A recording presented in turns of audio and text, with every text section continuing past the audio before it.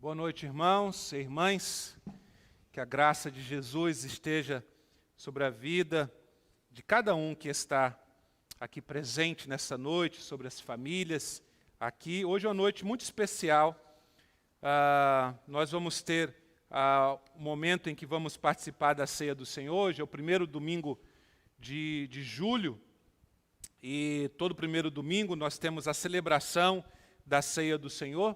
Mas hoje também teremos a profissão de fé, a pública profissão de fé da Raíssa. Não é isso, Raíssa? Raíssa está ali, Raíssa tem 15 anos e é filha dos nossos irmãos Odaí e Glenda. Então, a Raíssa estará hoje fazendo a sua pública profissão de fé. E então escolhemos, para esse mês, esse tema.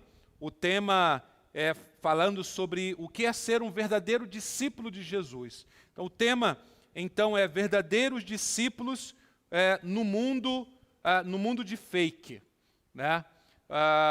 No mundo fake, melhor dizendo, né? Essa é uma expressão que tem sido falada bastante, né, no dia de hoje. Nós temos as famosas fake news.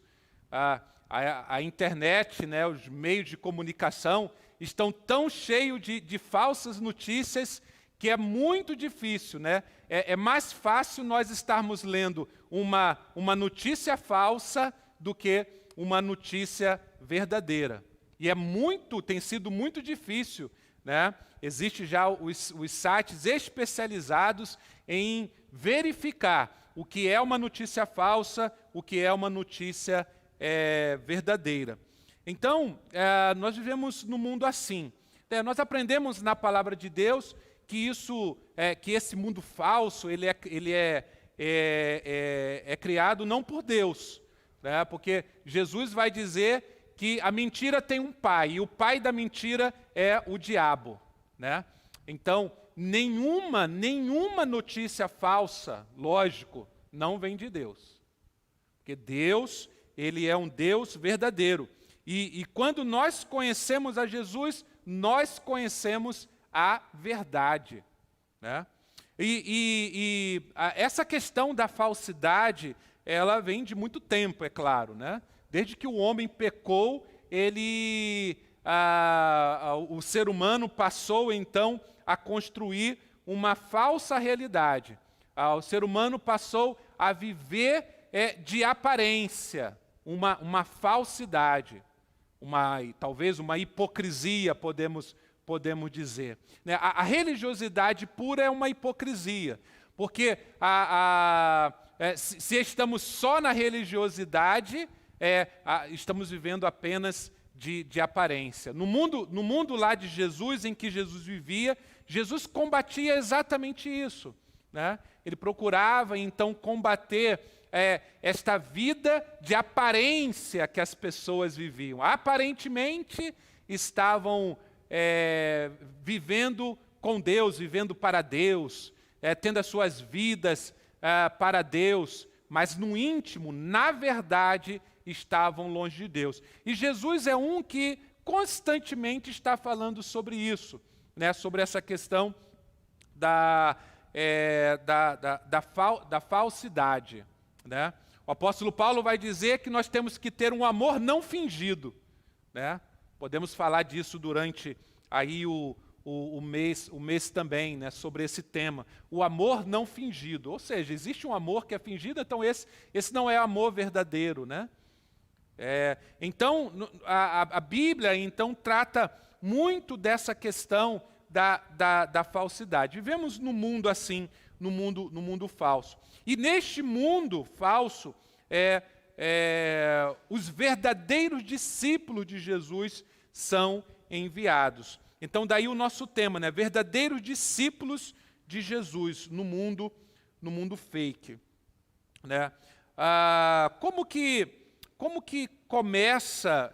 Como que nós podemos saber que um discípulo é um discípulo verdadeiro? Isso que nós vamos falar nessa noite, né? O discípulo verdadeiro é aquele que frequenta a igreja. O discípulo verdadeiro é aquele que lê a Bíblia. O discípulo verdadeiro é aquele que faz boas ações. Isso o verdadeiro discípulo faz. Mas só isso não caracteriza o verdadeiro discípulo de Jesus. Eu posso estar frequentando uma igreja assiduamente ao longo de muitos anos e não ser um discípulo de Jesus. Eu posso até ter me tornado membro de uma igreja, ter sido batizado, me tornado membro de uma igreja, mas eu não ter me tornado um discípulo de Jesus. Eu posso ter lido toda a Bíblia, estar constantemente fazendo estudos bíblicos, saber até o significado de muitas palavras, conceitos teológicos, e não ter me tornado um discípulo de Jesus. Há discípulos verdadeiros, há discípulos falsos. O próprio Senhor Jesus nos fala sobre isso, lá no seu conhecido como seu Sermão do Monte. Mateus capítulo 7, é o último capítulo, né? O Sermão do Monte, em Mateus vai do capítulo 5, capítulo 5, 6 e 7, e no capítulo 7, Jesus então vai tratar dessa questão da falsidade,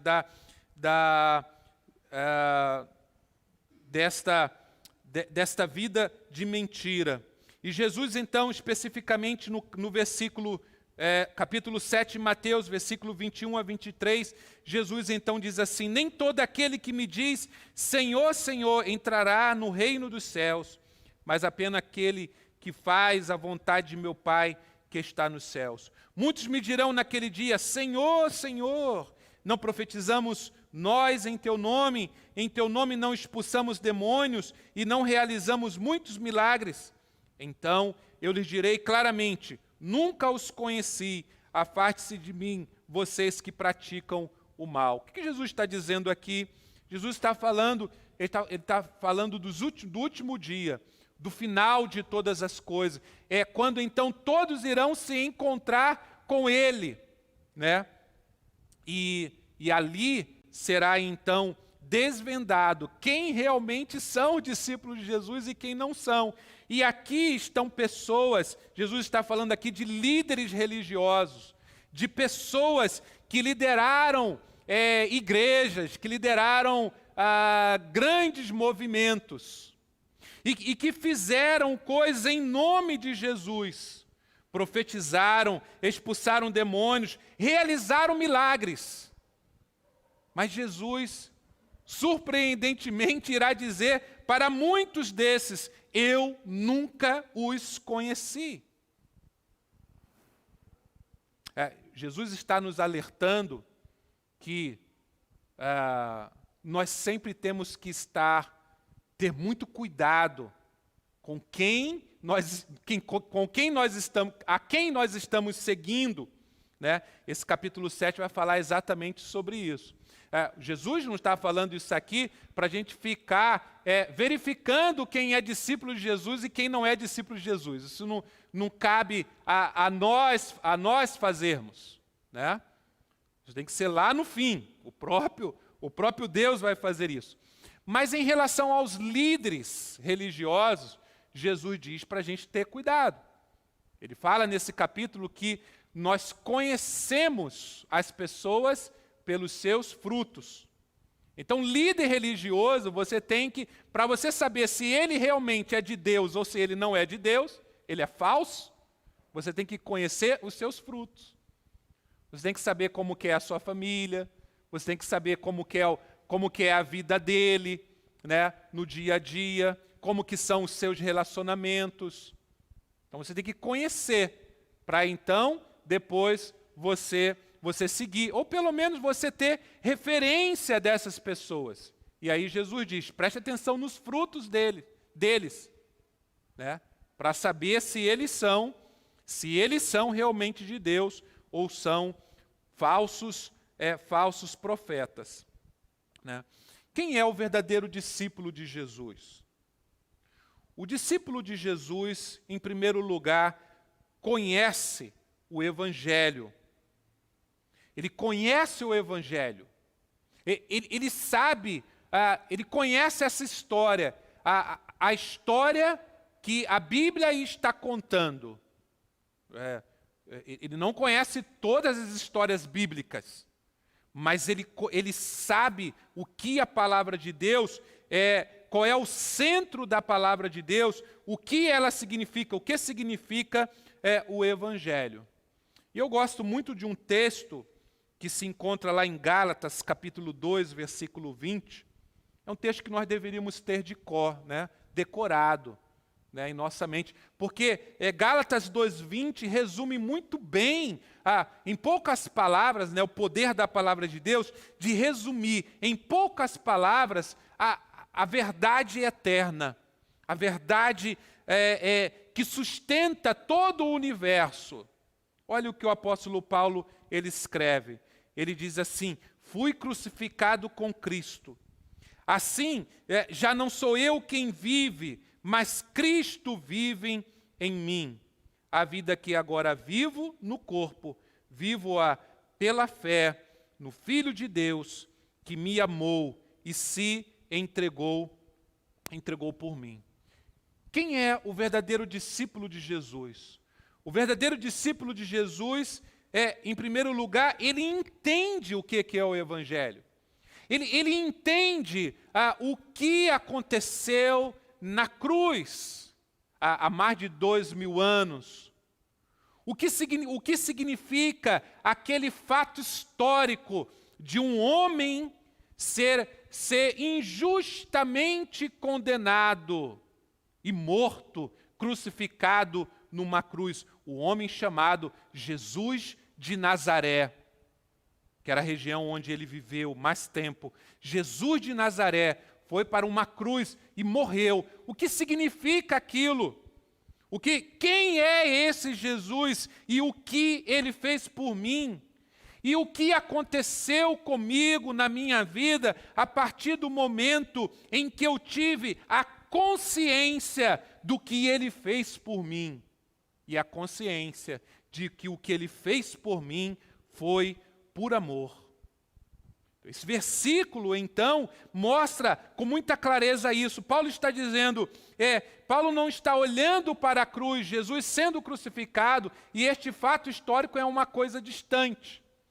Paulo se vê incluído nessa história. Paulo então vai dizer que não somente Cristo foi para a cruz, mas Paulo, quando entende e enxerga, olha para Cristo sendo crucificado na cruz, ele diz: eu fui crucificado com ele também.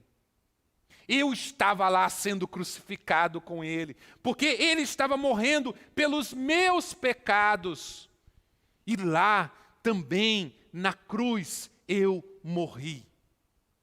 Eu morri juntamente com ele. Eu morri com Cristo. Fui crucificado com Cristo. Qual é a consequência disso? Ele diz: assim já não sou eu quem vive, mas Cristo vive em mim. O discípulo de Jesus, ele tem essa consciência clara na sua vida. Ele morreu com Cristo e agora ele não vive mais, mas é Jesus que vive nele. E ele diz mais: a vida que agora vivo no corpo, vivo pela fé. A vida agora é pela fé. A vida agora não é mais pelas circunstâncias. A vida agora não é mais por aquilo que nós vemos com os nossos olhos carnais, né, os nossos olhos do corpo. A nossa vida agora é dirigida pela fé. Nós o tempo todo estamos vendo a Jesus. Eu vivo a minha vida agora pela fé no Filho de Deus. Quem é ele? É o Jesus de Nazaré. E quando ele subiu na cruz, ele foi morto pelos homens, mas os homens só puderam crucificá-lo porque ele se entregou por mim. Ninguém tira a vida dele, ele mesmo falou, ninguém tira a minha vida, eu a dou. Então Jesus se entregou na cruz por mim. E ali ele estava me amando. Ele se entregou porque ele me ama profundamente. E eu sou alvo do amor de Deus em Cristo Jesus. Quem é o discípulo verdadeiro de Jesus? É o que tem esta consciência. E que essa história faz então todo sentido para a sua vida agora. Um outro texto muito importante é de Efésios capítulo 2, versículos de 1 a 6. O apóstolo Paulo, nesse texto, então, nos diz assim: vocês estavam mortos em suas transgressões e pecados, nos quais costumavam viver, quando seguiam a presente ordem deste mundo e o príncipe do poder do ar, o espírito que agora está atuando nos que vivem na desobediência.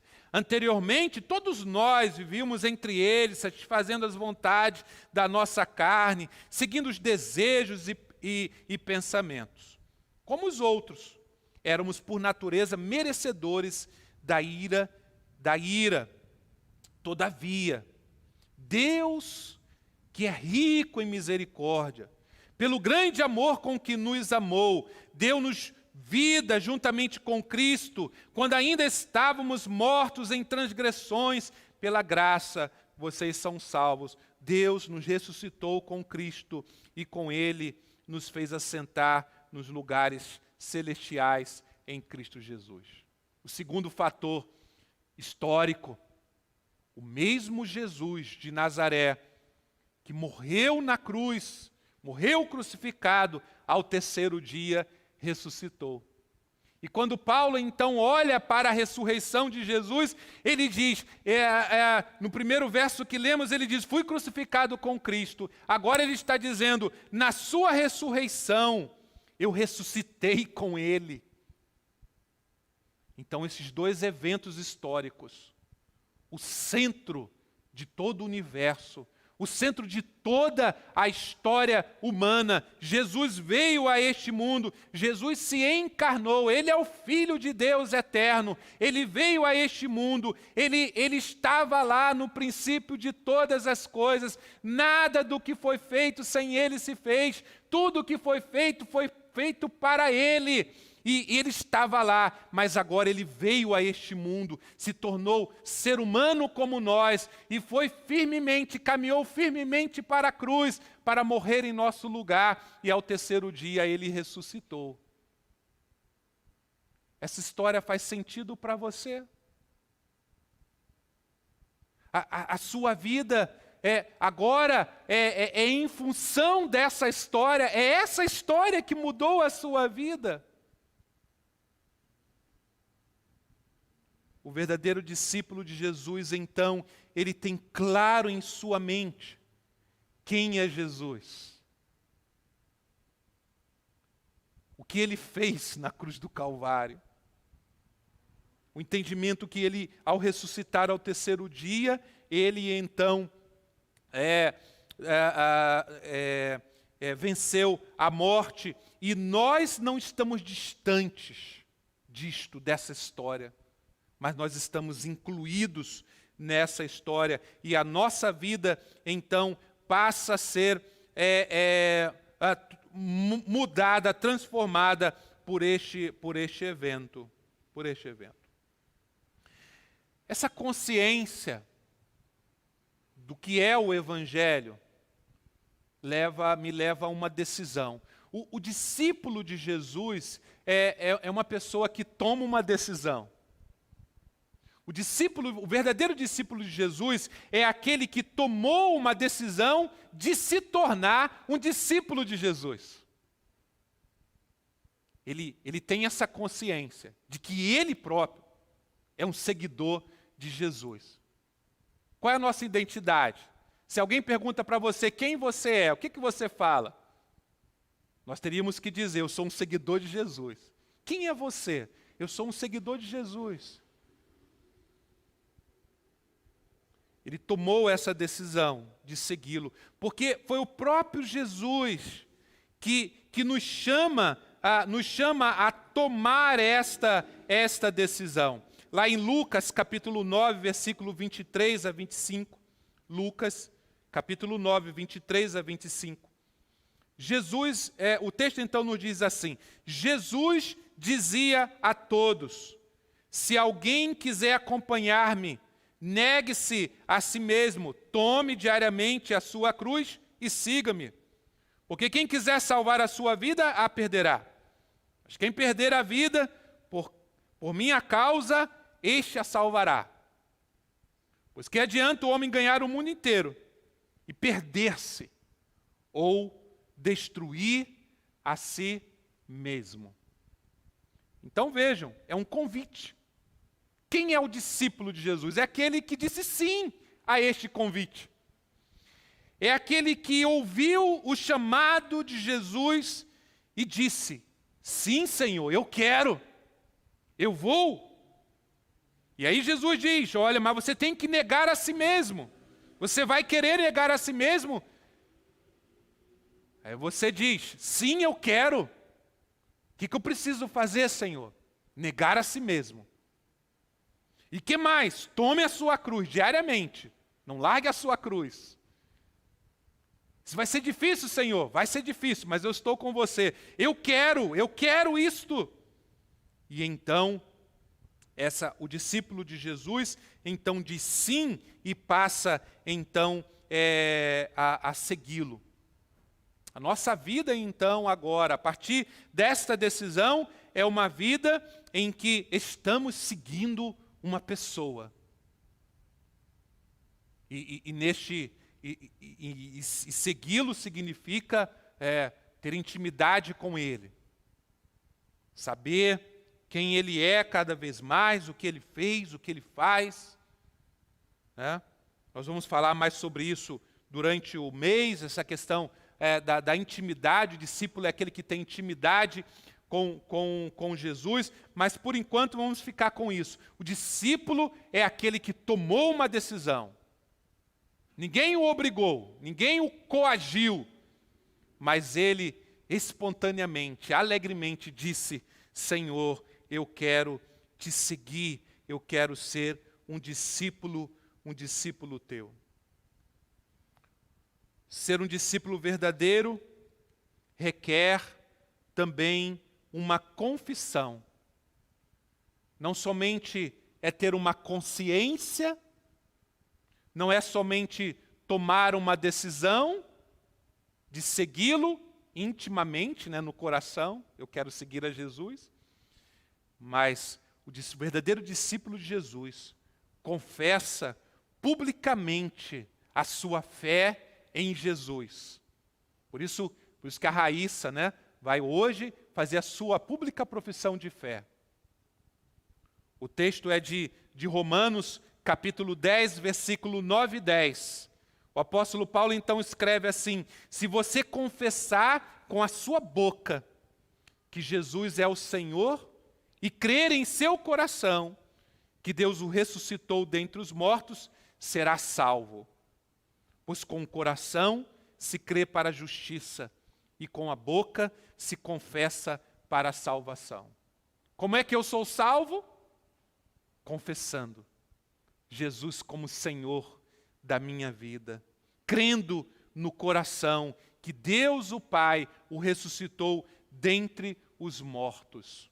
Ele está dizendo: você será salvo. Não precisa de mais nada. Para ser salvo, você precisa confessar com a boca, crendo no coração. São duas coisas: confessar com a boca e crer no coração. Porque o discípulo, não existe discípulo de Jesus secreto. Eu sei que nós oramos aqui no início pela igreja perseguida.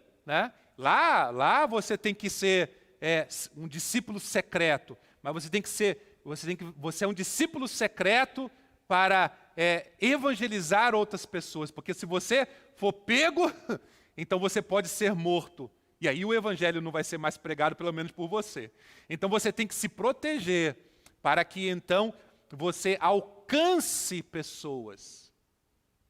Mas nós não vivemos, pelo menos ainda, né? Espero que fiquemos assim, pelo menos ainda nós podemos, pelo menos podemos pregar, né? Lógico que a perseguição aos crentes já começou há muito tempo e possivelmente ela vai se intensificar nesses anos, né? Já estão vendo os movimentos aí nas redes sociais, em todo o mundo, né? Haverá uma perseguição, isso está claro, né? Mas aqui Paulo está dizendo que o discípulo de Jesus é aquele que confessa publicamente a sua fé. Ele quer demonstrar isso para as outras pessoas, porque ele quer que outras pessoas também venham a conhecer esse Jesus que transformou a sua vida, esse seu Senhor. O discípulo de Jesus é aquele que confessa, é aquele que crê no coração e aquele que confessa publicamente. Lógico que aqui Paulo também está dizendo que não adianta só confessar e não crer, né?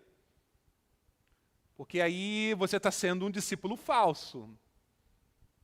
Porque se aquilo você confessou sua fé publicamente, você fala que é de Jesus, mas o seu coração não houve nenhuma mudança, né? Por isso, então, Paulo está dizendo, é confessar com a boca e crer com o coração, né? E por último, meus irmãos, eu queria apenas ler um texto com vocês. Um texto agora um pouco maior, mas apenas ler. E eu queria que você, nesta noite, meditasse nessas palavras. É um texto que o apóstolo Paulo escreveu aos Colossenses, que mostra que o verdadeiro discípulo de Jesus, ele está constantemente em uma luta interior. E a luta dele é fazer a vontade de Deus. O prazer dele, do verdadeiro discípulo, não está em conquistar coisas. Mas o prazer do verdadeiro discípulo é estar buscando a Deus constantemente, buscando as coisas do céu, se envolvendo nas coisas de Deus. É isso que o verdadeiro discípulo, então, quer que aconteça em sua vida. E Paulo, nesse texto, então, vai falar de que, constantemente, nós precisamos nos despir do velho homem e se vestir do novo homem, que é Jesus em nossas vidas.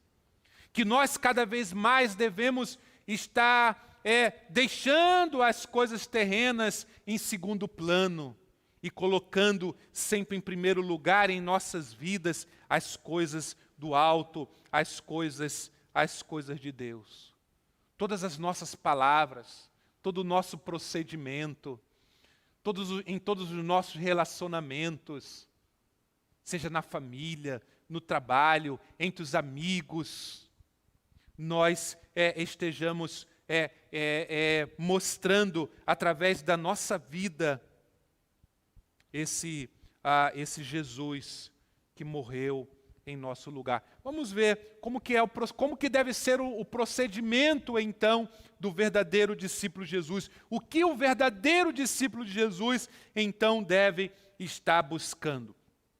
Colossenses capítulo 3, versículos de 1 a 17. E nós vamos apenas ler e meditar nessas palavras. Paulo diz assim: portanto, já que vocês ressuscitaram com Cristo, procurem as coisas que são do alto, onde Cristo está assentado à direita de Deus. Mantenham o pensamento nas coisas do alto, e não nas coisas terrenas. Pois vocês morreram, e agora a sua vida está escondida com Cristo em Deus. Quando Cristo, que é a sua vida, for manifestado, então vocês também serão manifestados com Ele em glória. Aqui falando do fim. Versículo 5. Assim façam morrer tudo o que pertence à natureza terrena de vocês. Que coisas? Imoralidade sexual, impureza, paixão, desejos maus e a ganância, que é idolatria. É por causa dessas coisas que vem a ira de Deus sobre os que vivem na desobediência, as quais vocês praticaram no passado, quando costumavam a viver nelas. Mas agora, abandone todas essas coisas: a ira, a indignação, a maldade, a maledicência, a linguagem indecente no falar. Não mintam uns aos outros, visto que vocês já se despiram do velho homem com as suas práticas e se revestiram do novo, o qual está sendo renovado em conhecimento à imagem do seu Criador. Nós vamos, a partir de Jesus, nós vamos dia após dia nos tornando, voltando à imagem do Criador. Fomos criados à sua imagem e semelhança. E por causa de Jesus, agora nós estamos voltando a esta imagem e semelhança de Deus, o Criador. Nessa nova vida, já não há diferença entre grego, judeu, circunciso, incircunciso, bárbaro, cita, escravo, livre. Mas Cristo é tudo e está em todos. Esta é a igreja. Pessoas de diferentes lugares, mas Cristo nos faz um só, porque Ele está agora em todos. Portanto, como povo escolhido de Deus, santo e amado, revistam-se da profunda compaixão, bondade, humildade, mansidão e paciência. Suportem-se uns aos outros e perdoem as queixas que tiverem uns contra os outros. Perdoem como o Senhor lhes perdoou. Acima de tudo, porém, revistam-se do amor, que é o elo perfeito, ou seja, o amor nos liga a todos. Que a paz de Cristo seja o juiz em seus corações, visto que vocês foram chamados a viver em paz, como membros de um só corpo, e sejam agradecidos. Preste atenção nas bênçãos. Habite ricamente em vocês a palavra de Cristo. Ensine e aconselhem-se uns aos outros com toda a sabedoria. Cantem salmos, hinos, cânticos espirituais, com gratidão a Deus em seus corações. Por isso que nós estamos aqui nesse culto, né? E tudo o que fizerem, seja em palavra ou em ação, façam em nome do Senhor Jesus, dando por meio dele graças a Deus Pai. O verdadeiro discípulo de Jesus busca essas coisas, busca viver assim.